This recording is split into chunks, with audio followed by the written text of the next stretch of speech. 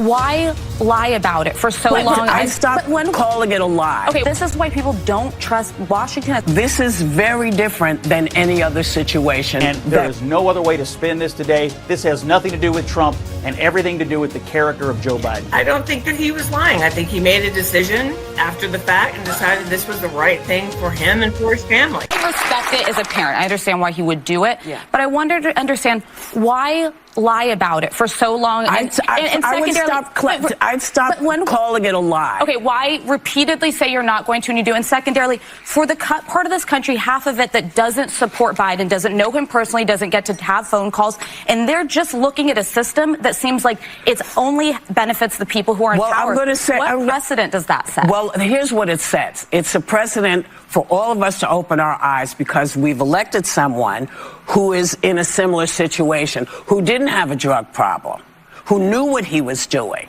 who clearly stood and said, I can do this. And he did it. So I think, for many, many reasons, this is very different than any other situation that we have ever dealt with. Because when we're talking about who gets a pardon and who doesn't get a pardon, this man, I think Biden had no intentions of pardoning Hunter.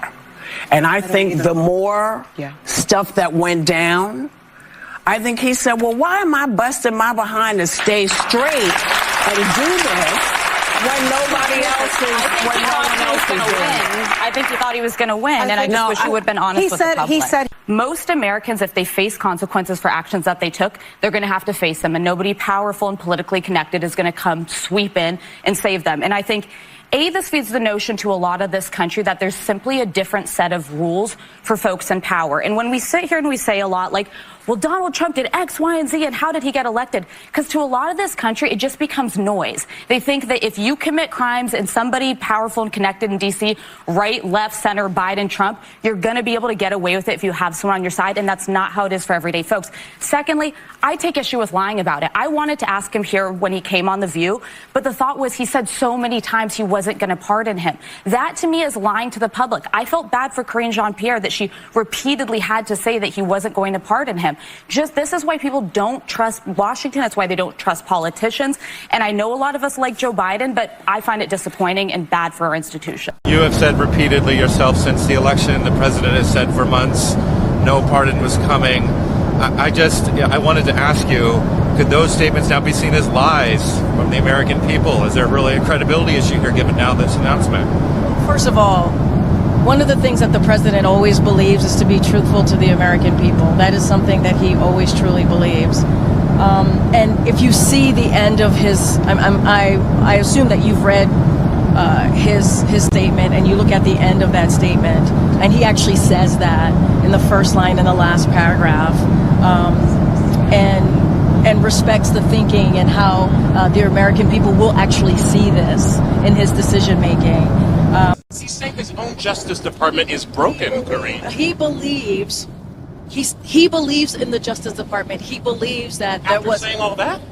He believes in the Justice Department? This is his words. He said this. This is the president saying this. He just said it's infected with politics. I said I would not interfere with the Justice Department's decision making. I kept my word, even as I have watched my son being selectively and unfair prosecuted. So how deep is the rot? How many selective prosecutions are there at the DOJ? Does the president believe now and agree with President-elect Trump that the justice system has been weaponized for political purposes and that it needs root and branch reform? No, read the president's statement. Seriously, read the president's statement. He said he believes in the Department of Justice. He does. He says it in his statement. He believes. He also believes that war politics infected the process and it led to a miscarriage of justice. He believes his son was unfairly targeted. Joe Biden is leaving office making the strongest possible case for Donald Trump that anybody could possibly make it, and that's that our government and our justice system is of, by, and for the elites and nobody else.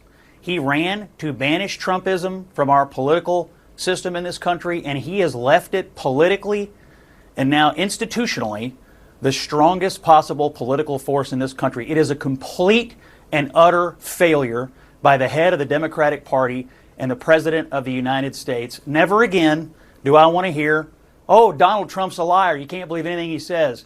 Donald Trump will abuse his power. Donald Trump will only use the system to benefit himself and his family and so on and so forth. Never again. I have one question for Karen, and that is, why did he need an 11-year blanket pardon going back to 2014 when Joe Biden was the vice president? We are sitting on the biggest cover-up of who knows what crimes, and Joe Biden amazingly knows exactly, roughly, when it started. He knows just about when it all started. He's leaving office in complete and total disgrace. He is a liar, and there is no other way to spin this today. This has nothing to do with Trump and everything to do with the character of Joe Biden. All a lie. It is all a grift. Every American, except the most partisan, brain-rotted people, are going to be outraged by this today. He is going to leave off. You think 39% job approval is bad?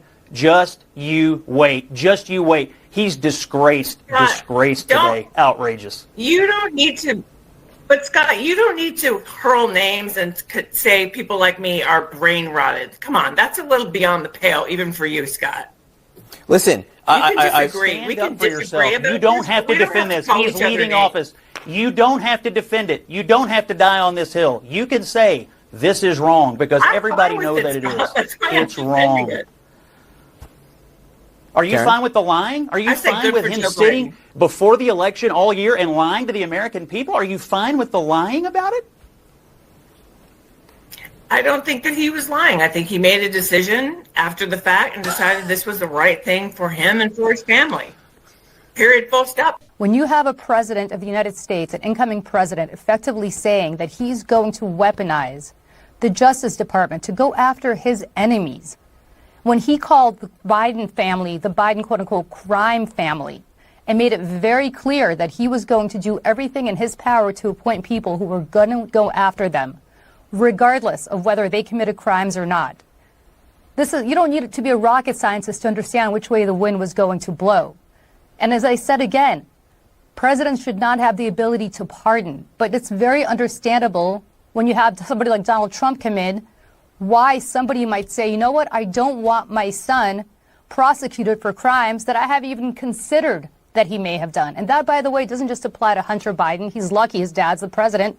It applies to all of us who criticize Donald Trump. Well, I totally agree with the governor that this pardon will tarnish Joe Biden's legacy. I mean, Joe Biden, let's be clear here, he lied to us for a long time. He said categorically, I will not pardon my son. He said, I will take it off the table. And he couched it in very high-minded terminology. I respect the Justice Department. I respect the jury's verdict. Well, now he's gone back on that. I don't know how many people actually believed him. I certainly didn't. There's tape of me saying there's no way he's going to make good on this. He's absolutely going to pardon Hunter Biden. I think that it definitely has the impact of generating more of that sort of speculation, right? The range of the pardon, the depth of the pardon, going all the way back to 2014. However, there are reasonable arguments that could be made to say that Hunter Biden was treated differently than other people who were engaged in similar criminal conduct and who would likely have not been prosecuted to this extent of the law. Hunter Biden endured a 5-year investigation in which these are the only charges that came out of it. So I think this narrative that he was the subject of some sort of unfair persecution, there is some facts to back that up.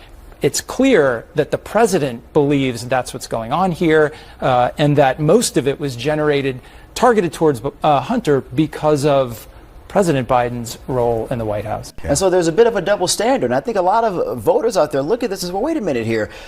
Constantly, we were told that Donald Trump didn't respect anything, didn't respect the institutions, didn't respect any of these things. And Joe Biden was the one who was different, was better, was going to bring us back to normalcy.